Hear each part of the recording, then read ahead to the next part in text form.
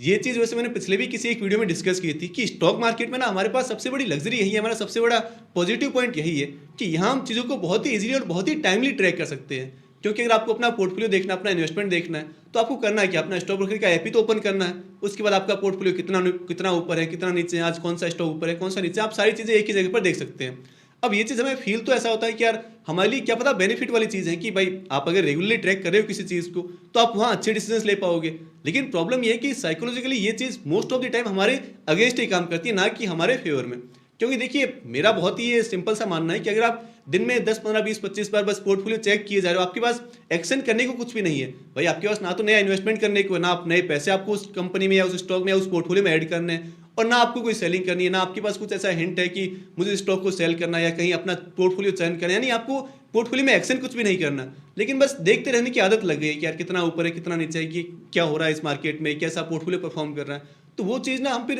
अंदर से टेम्प्ट हो जाते हैं कभी ना कभी कि यार ये स्टॉक तो मेरा पोर्टफोलियो में हमेशा ग्रीन रहता है, लेकिन इस प्राइस के आसपास आता है तो ये नीचे गिर जाता है, या फिर ये सुबह सुबह तो अच्छा ग्रीन रहेगा लेकिन दोपहर आते जाते ये रेड में हो जाता है, या फिर रिजल्ट से जस्ट पहले ही कंपनी अच्छा परफॉर्म करती है और रिजल्ट के बाद ये गिरने लग जाती है। ये हमारी अपनी हम खुद की स्ट्रेटजीज बना लेते हैं, और उसके बेस पर होता है क्या कि हम बहुत ही कुछ क्विक डिसीजंस ले लेते हैं, कुछ ओवर ट्रेड कर लेते हैं। जो चीज़ हमें होल्ड करनी थी उसे हम शॉर्ट टर्म एक वो फील गुड फैक्टर के लिए कि यार आज ना मैंने प्रॉफिट बुक कर लिया, उस चक्कर में हम एक अच्छी कंपनी में शायद बहुत जल्दी प्रॉफिट बुक कर लेते हैं, या फिर जिस कंपनी को हमें बहुत जल्दी निकाल देना था वहाँ हम फिर एवरेज करते जाते हैं कि यार अब तो ये बढ़ने वाला, अब तो इसका रिजल्ट आने वाला, अब तो ये सुबह हो गई, ये दोपहर हो गई, ये मार्केट का ये टाइम हो गया। यानी हम अपनी स्ट्रेटजीज के साथ अपने उस पोर्टफोलियो को रन करने लगते हैं, जो कि बिल्कुल भी सही वे नहीं है, क्योंकि मार्केट में कोई मूवमेंट फिक्स नहीं होता। ऐसा नहीं है कि ये जो हम अपनी इमेजिनरी चीज़ें बनाते हैं ना कि सुबह ये स्टॉक बढ़ जाता है, फिर दोपहर में गिर जाता है, शाम को फिर से बढ़ जाता है, रिजल्ट से पहले गिर जाता है, ऐसा कुछ भी नहीं होता। ये सिर्फ हमारे दिमाग की उपज है, क्योंकि हमने अपने पोर्टफोलियो को डेली बेसिस पर ट्रैक कर करके अपने दिमाग में इतनी चीज़ें भर दी है, अपने आप को इतना कंफ्यूज कर लिया है कि यार इस प्राइस से तो ये स्टॉक पक्का गिर जाएगा, मैं हमेशा इसे गिरते हुए देखता हूँ।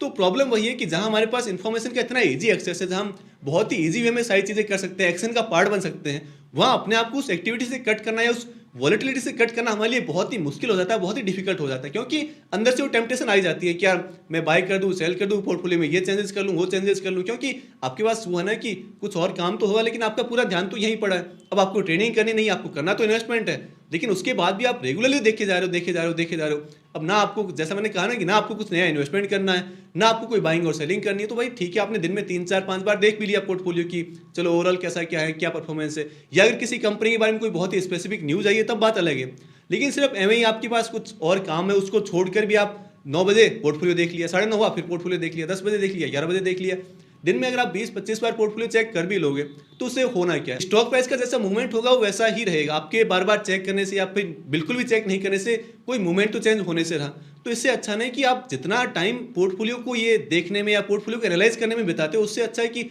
अगर आप उन 2 नई कंपनीज के बारे में स्टडी कर लोगे, अगर आप अपने होल्डिंग कंपनीज के बारे में और अच्छा जानोगे, तो शायद ये आपके लिए और बेनिफिशियल होगा, बजाय इसके कि आप बस स्टॉक प्राइस से थोड़ा बहुत वो इन्फ्लुएंस होते रहो कि मैं बाय कर दूं, सेल कर दूं, पोर्टफोलियो बस देखते रहो, तो उसका मीनिंग कुछ भी नहीं। तो बस यही है कि हर 5-5 मिनट में अपना पोर्टफोलियो चेक करने की बजाय, अपने माइंड को वो कंफ्यूज करने की बजाय, अगर आप उसी टाइम को कुछ सही जगह पर लगाएंगे, कुछ नई कंपनीज के बारे में पढ़ेंगे, कंपनीज को एनालाइज करना सीखेंगे, या आपकी जो एक्टिव जॉब है, जो एक्टिव बिजनेस है, अगर वहां अपना टाइम देंगे तो वो आपके लिए ज्यादा फ्रूटफुल होगा, ज्यादा रिवॉर्डिंग होगा, बजाय कि आप बस पोर्टफोलियो चेक करते रहो।